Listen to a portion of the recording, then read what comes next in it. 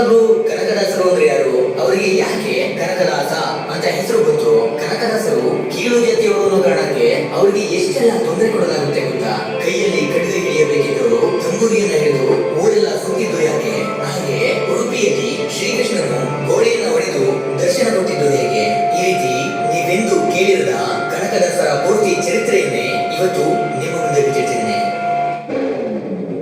ಹಾವೇರಿ ಜಿಲ್ಲೆಯ ಬಾಣ ಎಂಬ ಒಂದು ಗ್ರಾಮದಲ್ಲಿ ವೀರಪ್ಪ ಮತ್ತು ಬಚ್ಚಮ್ಮ ಎಂಬ ಮಕ್ಕಳೇ ಇರೋದಿಲ್ಲ. ಹೀಗೆ ಒಂದು ದಿನ ಅವರು ತಿರುಪತಿ ತಿಮ್ಮಪ್ಪನ ದರ್ಶನ ಮಾಡ್ಕೊಂಡು ಬರ್ತಾರೆ. ಸ್ವಲ್ಪ ದಿನಗಳ ನಂತರ ಬಚ್ಚಮ್ಮ ಗರ್ಭವತಿ ಆಗ್ತಾಳೆ. ನಂತರ ಅವಳು ಒಂದು ಗಂಡು ಮಗುವಿಗೆ ಜನ್ಮ ಕೊಡ್ತಾಳೆ. ಆ ಮಗು ತಿರುಪತಿ ತಿಮ್ಮಪ್ಪನ ವರದಿಂದ ಧರಿಸಿದ್ದರಿಂದ ಆ ಮಗುವಿಗೆ ತಿಮ್ಮಪ್ಪ ಅಂತಾನೆ ನಾಮಕರಣ ಮಾಡ್ತಾರೆ. ತಿಮ್ಮಪ್ಪನನ್ನ ಅವರ ತಂದೆ ತಾಯಿ ತುಂಬಾ ಮುದ್ದಾಗಿ ಸಾಕ್ತಾರೆ. ವಿಜಯನಗರ ಸಾಮ್ರಾಜ್ಯದ ಆಡಳಿತಕ್ಕೆ ಒಳಪಟ್ಟಿತ್ತು. ಕನಕದಾಸರು ಅಂದ್ರೆ ಆಗಿನ ತಿಮ್ಮಪ್ಪ ಕುರುಬ ಜನಾಂಗದಲ್ಲಿ ಹುಟ್ಟಿದ್ರು. ಕನಕದಾಸರ ತಂದೆ ವೀರಪ್ಪ ಒಬ್ಬ ಸಾಹಸಿ ಪರಾಕ್ರಮಿಯಾಗಿದ್ದರಿಂದ ವಿಜಯನಗರ ಸಾಮ್ರಾಜ್ಯದಲ್ಲಿ ಸೇನಾಧಿಪತಿಯಾಗಿದ್ರು. ಇದರಿಂದ ವೀರಪ್ಪ ನಾಯಕ ತನ್ನ ಮಗ ತಿಮ್ಮಪ್ಪನಿಗೆ ಅಂದ್ರೆ ಕನಕದಾಸರಿಗೆ ಕುದುರೆ ಸವಾರಿ, ಕುಸ್ತಿ, ಕತ್ತಿ ವರಸೆ, ಬಿಲ್ಲು ವಿದ್ಯೆ ಮತ್ತು ಸಕಲ ವಿದ್ಯಾಭ್ಯಾಸಗಳನ್ನ ಕೂಡ ಕಲಿಸ್ತಾರೆ.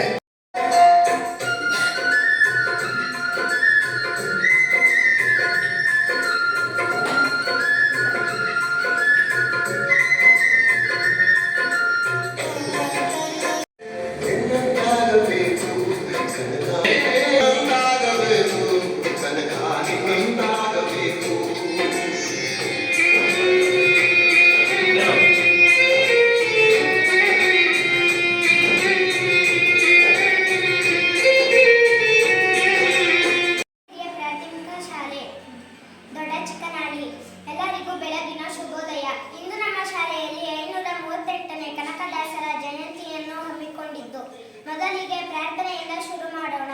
ಪ್ರಾರ್ಥನೆಯನ್ನು ಮಾಡಲಿದ್ದಾರೆ ಚಿನ್ಮಿತಾ ಮತ್ತು ಸಂಗಡಿಗರು. 5ನೇ ತರಗತಿ ವಿದ್ಯಾರ್ಥಿನಿ. ಚಿಂತ್ಯಾಕೆ ಮಾಡುತ್ತಿದ್ದೆ ಚಿನ್ಮಯನಿದ್ದಾನೆ, ಚಿಂತ್ಯಾಕೆ ಮಾಡುತ್ತಿದ್ದೆ ಚಿನ್ಮಯನಿದ್ದಾನೆ, ನಿನ್ನ ಚಿಂತೆಯ ಬಿಡಿಸುವ ಗೌರಿ ಕಾಂತನಿದ್ದಾನೆ, ಗೌರಿ ಕಾಂತನಿದ್ದಾನೆ.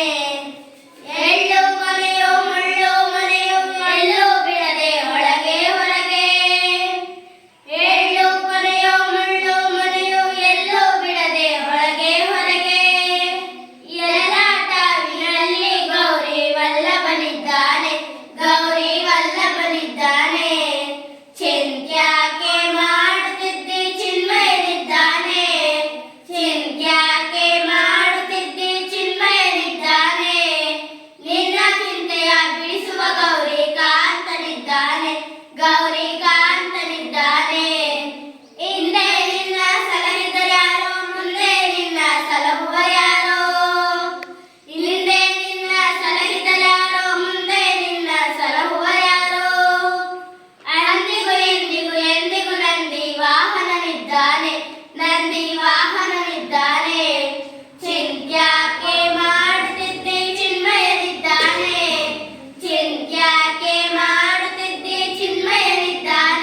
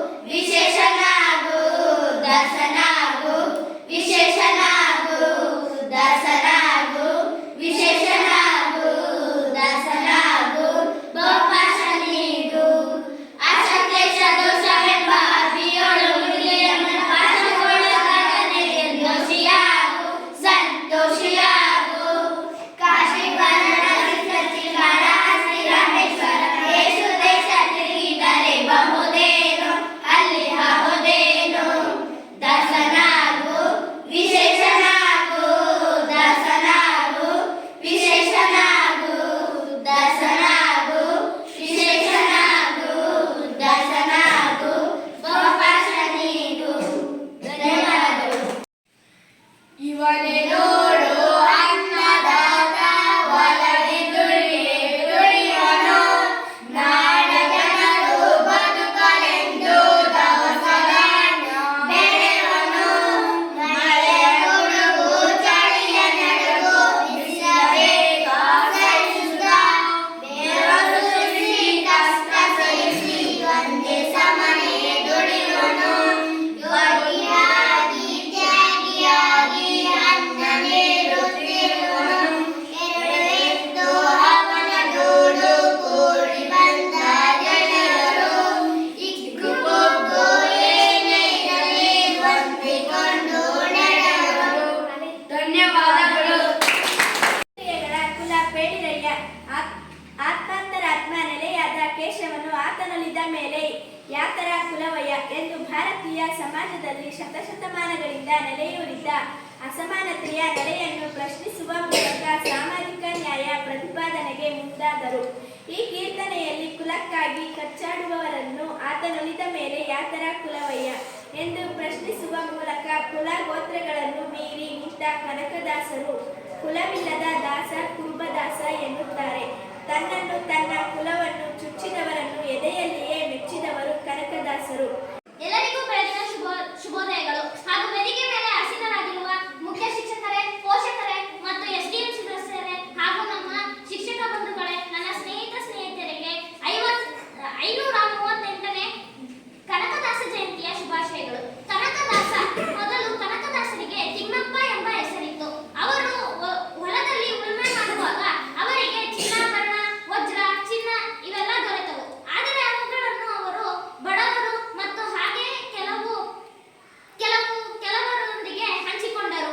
ಅವರು ಅಲ್ಲಿ ತಮ್ಮ ದೃಷ್ಟಿಯಿಂದ ಎಲ್ಲರಿಗೆ ಸಮಾನವಾಗಿ ಆ ಚಿನ್ನಾಭರಣವನ್ನು ಹಂಚಿದರು. ಆದರೆ ಅವರು ಕುರುಬ ಜಾತಿಯಲ್ಲಿ ಹುಟ್ಟಿದ್ದರಿಂದ ಅವರಿಗೆ ಹಲವಾರು ನೋವುಗಳನ್ನು ಸಹಿಸಬೇಕಾಗಿತ್ತು ಮತ್ತು ಹಲವು ತಿರಸ್ಕೃತಿಗಳನ್ನು ಸಹಿಸಿದರು. ಹಾಗೆಯೇ ನಾವೆಲ್ಲರೂ ಆತರ ಜಾತಿ ನಿಂದನೆಗಳನ್ನು ಮಾಡದಿರುವಂತೆ ಎಲ್ಲರನ್ನೂ ಸಮಾನವಾಗಿ ಕಾಣೋಣ ಮತ್ತು ಕನಕದಾಸರ ಕೀರ್ತನೆಗಳನ್ನು ನೆನೆಸಿಕೊಳ್ಳುತ್ತಾ ಅವರಿಗಾಗಿ ನಾವು ಶ್ರಮ ಪಡೋಣ ಎಂದು ಹೇಳುತ್ತಾ ನನ್ನ ಪುಟ್ಟ ಭಾಷಣವನ್ನು ಮುಗಿಸುತ್ತೇನೆ. ಎಲ್ಲರಿಗೂ ಧನ್ಯವಾದಗಳು. ಜಯಂತಿ ಈ ಸ್ಕೂಲು ಕಾಲೇಜಿ ಎಲ್ಲ ಪ್ರತಿಯೊಂದು ಕಡೆ ಇದು ಮೊದಲಿಂದ ಬಂದಿತ್ತು. ಹಿಂಗಾಗಿ ಇದು ಎಲ್ಲರಿಗೆ ನಾವು ಅರಿವು ಮೂಡಿಕೊಳ್ಳೋದು ಏನಂತಂದ್ರೆ ಯಾವುದು ಎಲ್ಲೆಲ್ಲಿಗೂ ಹೋದ್ರೆ ಎಷ್ಟೋ ಜನ ನೋಡಿ ಒಬ್ಬರನ್ನ ಇದಿರ್ತಾರ ಮಕ್ಕಳೇ. ಇದ್ರ ಬಗ್ಗೆ ತುಂಬಾ ಕನಕದಾಸರ ಬಗ್ಗೆ ತಿಳ್ಕೋಬೇಕು. ಪ್ರತಿಯೊಂದು ಜಯಂತಿ ತಿಂಗಳಲ್ಲಿ 2-3 ಬಂದ್ರೆ ಅವ್ರ ಬಗ್ಗೆ ಎಲ್ಲ ಅಧ್ಯಯನ ಮಾಡಿ ಮಕ್ಕಳು ನೀವೇನೋ ಮುಂದೆ ದೊಡ್ಡ ಇದಾಗಬೇಕಂತೇಳಿ ಇದ್ರ ಬಗ್ಗೆ ಇದರಲ್ಲಿ ಶುಭಾಶಯ. ಎಲ್ಲರಿಗೂ ಬೆಳಗಿನ ಶುಭೋದಯಗಳು. ವೇದಿಕೆ ಮೇಲೆ ಆಸೀನರಾಗಿರುವ ಮುಖ್ಯ ಗುರುಗಳೇ ಹಾಗೂ ಮುಖ್ಯ ಮಂತ್ರಿಗಳೇ, ಪೋಷಕರೇ ಹಾಗೂ ನನ್ನ ಸಹೋದ್ಯೋಗಿ ಮಿತ್ರರೇ ಹಾಗೂ ನನ್ನ ಎಲ್ಲ ಪ್ರೀತಿಯ ಮಕ್ಕಳೇ, ಎಲ್ಲರಿಗೂ 538ನೇ ಕನಕದಾಸ ಜಯಂತಿಯ ಶುಭಾಶಯಗಳು. ನಾವು ಇಂದು ನಮ್ಮ ಶಾಲೆಯಲ್ಲಿ ಕನಕದಾಸ ಜಯಂತಿಯನ್ನು ಆಚರಿಸುತ್ತಿದ್ದೇವೆ. ಕನಕದಾಸರು ಅಂದರೆ ಹಾಗೂ ಹೇಳಿದಂತೆ ಅವರ ಹೆಸರು ಮೊದಲು ತಿಮ್ಮಪ್ಪ ಆಗಿತ್ತು.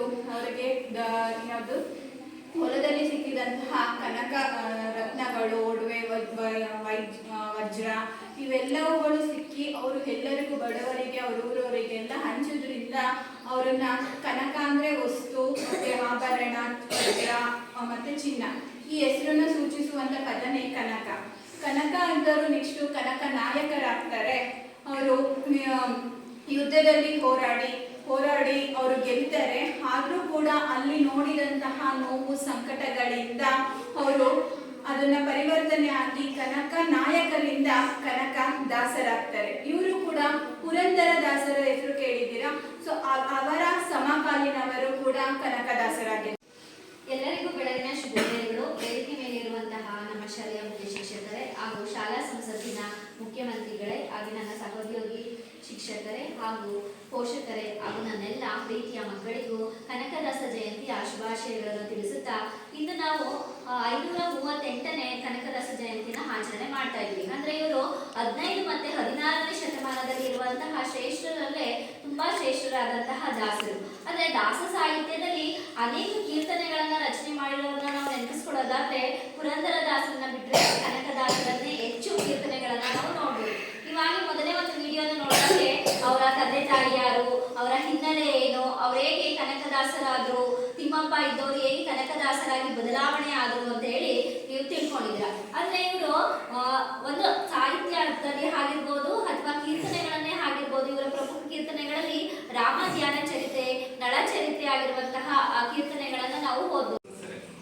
ಈ ದಿನ ನಾವೆಲ್ಲರೂ ಪ್ರೀತಿಪೂರ್ವಕವಾಗಿ ಮತ್ತು ಅರ್ಥಪೂರ್ಣವಾಗಿ ಭಕ್ತ ಕನಕದಾಸರನ್ನ ನಾವು ಪೂಜೆ ಮಾಡ್ತಾ ಇದ್ದೇವೆ, ಮನಸ್ಸಿನಲ್ಲಿ ಆರಾಧನೆ ಮಾಡ್ತಾ ಇದ್ದೇವೆ. ಅವರ ಹೆಸರನ್ನು ಹೇಳ್ತಕ್ಕಂಥ ಸಂದರ್ಭದಲ್ಲೇ ಪ್ರಾರಂಭದಲ್ಲೇ ಬಂದ್ಬಿಡುತ್ತೆ ಭಕ್ತ ಕನಕದಾಸ ಅಂತಕ್ಕಂಥ ಪದ. ಎಷ್ಟು ಪ್ರೀತಿಪೂರ್ವಕವಾಗಿರ್ತಕ್ಕಂಥದ್ದು ಮತ್ತು ಅರ್ಥಪೂರ್ಣವಾಗಿರ್ತಕ್ಕಂಥದ್ದು ಅಂತ. ಅವರ ಬಹುತೇಕ ಕೀರ್ತನೆಗಳು ಒಂದು ದೇವರನ್ನ ಕುರಿತಾಗಿದೆ, ಎರಡನೇದು ಸಮಾಜವನ್ನ ಹೇಗೆ ಸುಧಾರಣೆ ಮಾಡಬೇಕು ಅಂತಕ್ಕಂಥ ಅಂಶಗಳನ್ನ ಒಳಗೊಂಡಿದೆ. ಸೊ ಎರಡೂ ಅಂಶಗಳು ಇವತ್ತಿನ ಪ್ರಸ್ತುತ ಜೀವನಕ್ಕೆ ನಾವು ಹೋಲಿಕೆಯನ್ನು ಮಾಡ್ಕೊಳ್ತಾ ಹೋಗ್ಬೇಕು. 500 ಎಲ್ಲರಿಗೂ ಬೆಳಗಿನ ಶುಭೋದಯಗಳು. ಇಂದು ನಮ್ಮ ಶಾಲೆಯಲ್ಲಿ ಕನಕದಾಸರ ಜಯಂತಿಯನ್ನು ಹಮ್ಮಿಕೊಂಡಿದ್ದೇವೆ. ನಮ್ಮ ಶಾಲೆಯ ಮುಖ್ಯ ಶಿಕ್ಷಕರಾದ ಶ್ರೀಯುತ ಚೇತನ್ ಕುಮಾರ್ ವೈಡಿ ಸರ್ ಅವರಿಗೆ ವಂದನೆಗಳನ್ನು ಬಯಸುತ್ತೇನೆ. ಶಾಲಾ ಸಂಸತ್ತಿನ ಮುಖ್ಯಮಂತ್ರಿಗಳಾದ ನಿರಂಜನ್ ಮೂರ್ತಿ ವೈಸಿರವರಿಗೆ ವಂದನೆ